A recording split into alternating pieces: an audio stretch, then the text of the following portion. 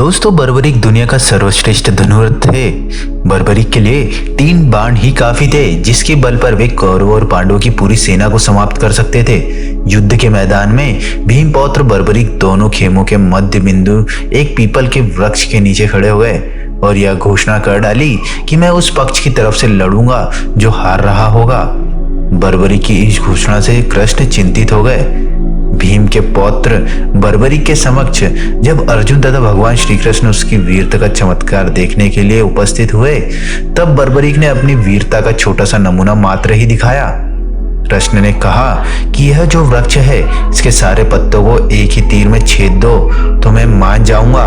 बर्बरीक ने आज्ञा लेकर तीर को वृक्ष की ओर छोड़ दिया।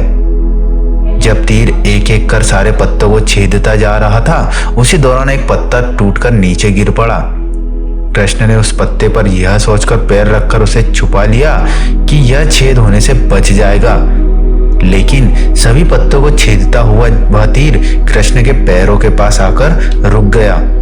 तब बर्बरीक ने कहा कि प्रभु, आपके पैर के नीचे एक पत्ता दबा है, कृपया पैर हटा लीजिए, क्योंकि मैंने तीर को सिर्फ पत्तों को छेदने की आज्ञा दे रखी है, आपके पैर को छेदने की नहीं।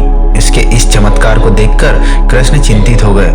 भगवान श्री कृष्ण यह सब बात जानते थे कि बर्बरीक प्रतिज्ञावश हारने वाले का साथ देगा।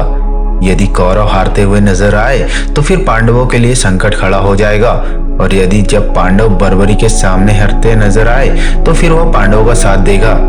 इस तरह वह दोनों ओर की सेना को एक ही तीर में खत्म कर देगा।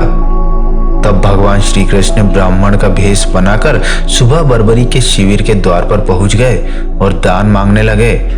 बर्बरीक ने कहा, मांगो ब्राह्मण, क्या चाहिए? ब्राह्मण रूपी कृष्ण ने कहा कि तुम दे न सकोगे, लेकिन बर्बरीक कृष्ण के जाल में फंस गए और कृष्ण ने उससे उसका शीश मांग लिया। बर्बरीक द्वारा अपने पितामह पांडवों की विजय हेतु स्वेच्छा के साथ शीश दान कर दिया गया। बर्बरीक के इस बलिदान को देखकर दान के पश्चात श्री कृष्ण ने बर्बरीक को कलयुग में स्वयं के नाम से पूजित होने का वर दिया। आज बर्बरीक को खाटू श्याम के नाम से पूजा जाता है।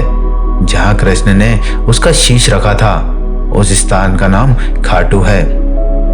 दोस्तों, आपको जानकारी कैसी लगी हमें कमेंट करके जरूर बताएं। धन्यवाद।